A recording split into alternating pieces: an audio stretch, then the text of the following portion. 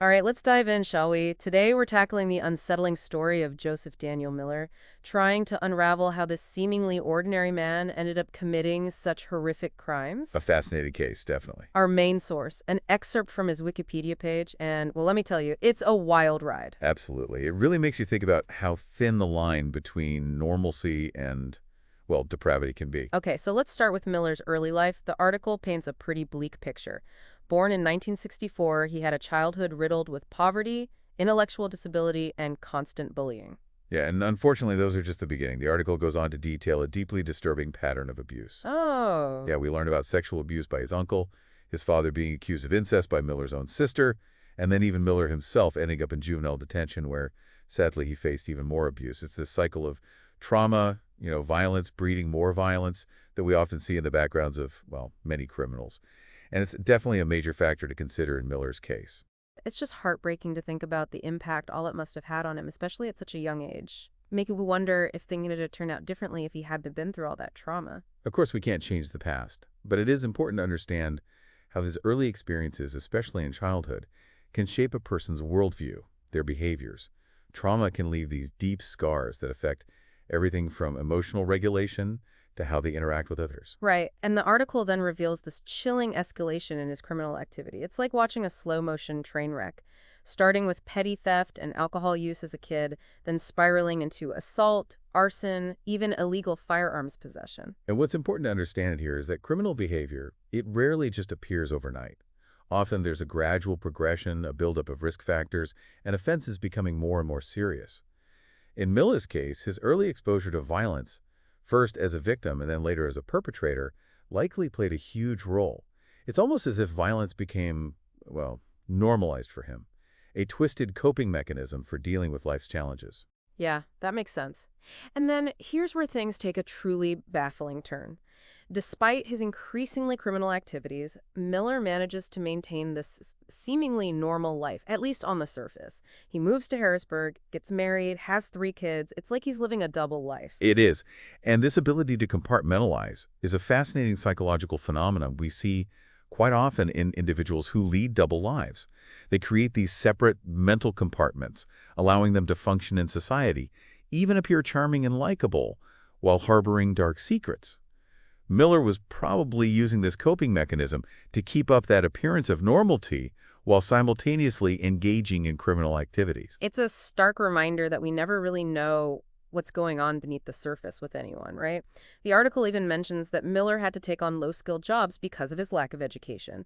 I wondered if those financial struggles added even more pressure to an already volatile situation. It's certainly plausible. Financial strain can definitely make existing stressors worse, contributing to feelings of frustration, hopelessness, resentment.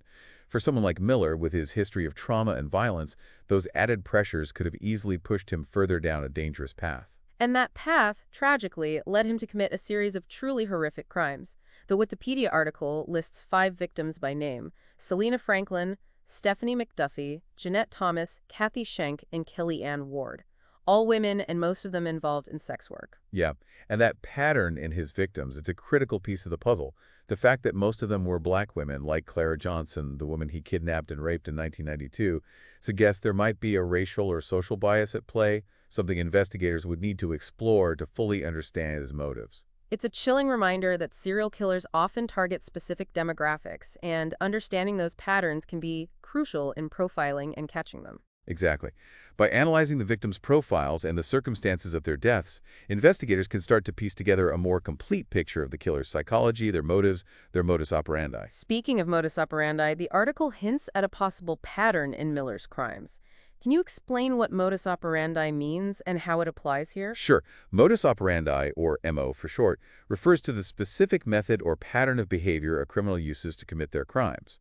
It's like a signature, a set of occurring elements that link seemingly unrelated offenses.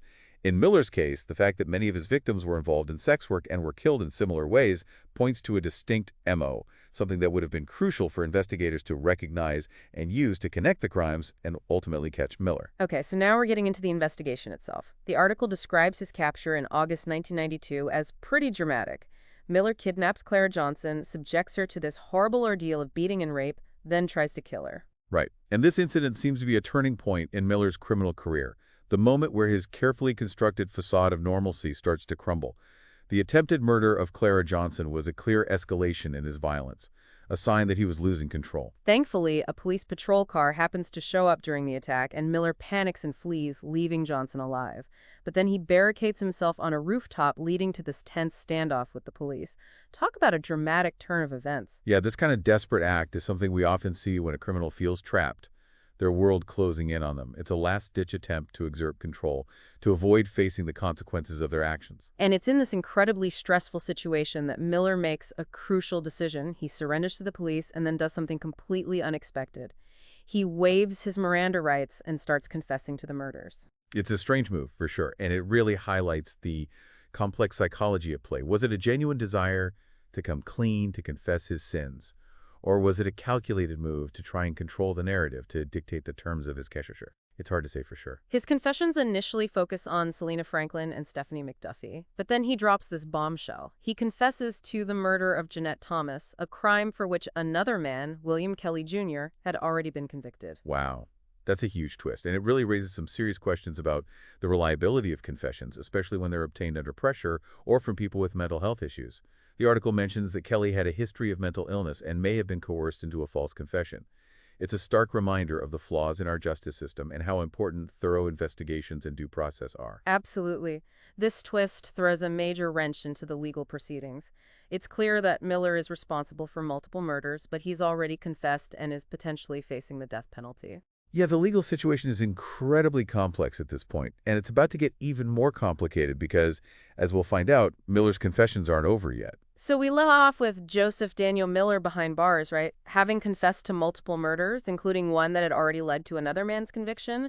Talk about a legal mess. Yeah, definitely a tangled web. But as it turns out, Miller's story, well, it doesn't end there. Nope, not even close. It seems like that urge to confess, or maybe it was more about wanting to control his own narrative, stayed with him. Oh. Yeah. In the late 1990s, he adds another victim to his list of confessions, Kathy Schenck. He describes picking her up, driving her to Perry County, and then, tragically, raping and strangling her. It's chilling to think about. Even while facing a possible death sentence, he keeps revealing these horrific crimes. What do you think drives this need to confess, even at that point? It's a question that's baffled experts for years. Some believe it's a way for serial killers to relive their crimes, to savor that power and control they had over their victims. Others think it's more about manipulation, a bit for attention, maybe even a twisted kind of fame. Maybe it's a mix of all those things. Guilt, remorse, a strange desire for recognition. Whatever the reason, it definitely adds another layer of complexity to an already complicated case. But wait, there's more. The article then talks about a big breakthrough in 1997, a development made possible by, you guessed it, advancements in forensic science. Right. DNA technology really changed the game in criminal investigations. It offered this new hope for solving cold cases. Yeah. Remember how some of the victims' remains were found near that landfill? Right? Well, in 1997, investigators identify another set of remains from the same area, and the DNA matches Kelly Ann Ward, a woman who vanished back in 1986. That's huge. It's like Miller's past is finally catching up with him, and forensic science is connecting all the dots. Definitely. And it's not just the DNA. The article points out some eerie similarities between Kellyanne Ward's case and Miller's other known victims. Like many of the others, she was Black, involved in sex work, and her body was found near old tires and tile pieces, which, if you remember, echoes the disposal methods used in the other cases. It's like this unsettling signature. Exactly. Investigators call that the modus operandi, the specific pattern of behavior that links a perpetrator's crimes. In Miller's case, this consistent M.O. was crucial evidence, solidifying the connection between him and these seemingly random murders. Okay, so now they have solid evidence tying Miller to Kellyanne Ward's murder. But here's the kicker. The article reveals that, well, they already knew he did it. Back in 1992, during those first confessions, Miller admitted to killing both Kellyanne Ward and Jeanette Thomas. Oh, wow. But, like we talked about before, another man was already convicted of Jeanette Thomas's murder. So the prosecution chose not to pursue more charges against Miller, figuring, well, he was already facing the death penalty. I see. That strategy, while maybe understandable at the time, definitely delayed justice for Kellyanne Ward and her family. It makes you think about all the complicated parts of the legal system, the ethics behind those prosecutorial decisions. It's about trying to find that balance between seeking justice and using resources wisely. For sure. It's a stark reminder that the path to justice isn't always a straight line. Sometimes it's this long, winding road with unexpected twists and turns. But hold on, because the story keeps going. Fast forward to 2016, Miller's death sentence has been commuted to life in prison, but he's about to face another day of reckoning. Oh, A full 24 years after his initial confessions, authorities decide to bring him back to Harrisburg to stand trial for the murders of Kellyanne Ward and Jeanette Thomas. wow, that really shows you how committed law enforcement can be. Even decades later, with all the advancements in technology and a renewed focus on getting justice for victims, they can revisit those cold cases, re-examine the evidence, and finally hold the perpetrators accountable. Absolutely. It's a testament to the persistence of law enforcement and the fight for justice for victims and their families. This trial, which takes place in June 2016, becomes this really poignant moment. Miller is found guilty and gets 2 more life sentences, which brings, even though it was delayed, a sense of closure to the families of Kellyanne Ward and Jeanette Thomas. Yeah, but it's not just the legal outcome that makes this trial so powerful. The article mentions a really striking moment. Miller actually addresses the victims' families directly. Right. This is where the true impact of his crimes really hits home. The article says Miller expressed remorse for what he did and apologized to those grieving families. Those apologies, though it's impossible to know if they were truly sincere, do offer a glimpse into the mind of a man who committed such terrible acts.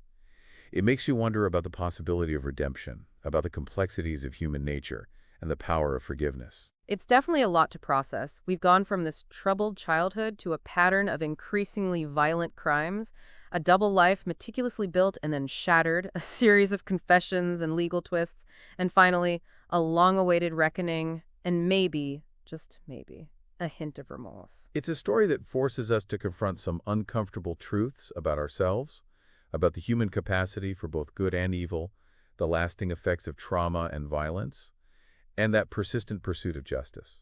And as we wrap up this deep dive, I think it's important to consider the bigger picture, the broader impact this case has on society, and what it can teach us about how to prevent such tragedies from happening again. We've spent a lot of time really getting into the specifics of Joseph Daniel Miller's crimes and all the legal stuff that followed.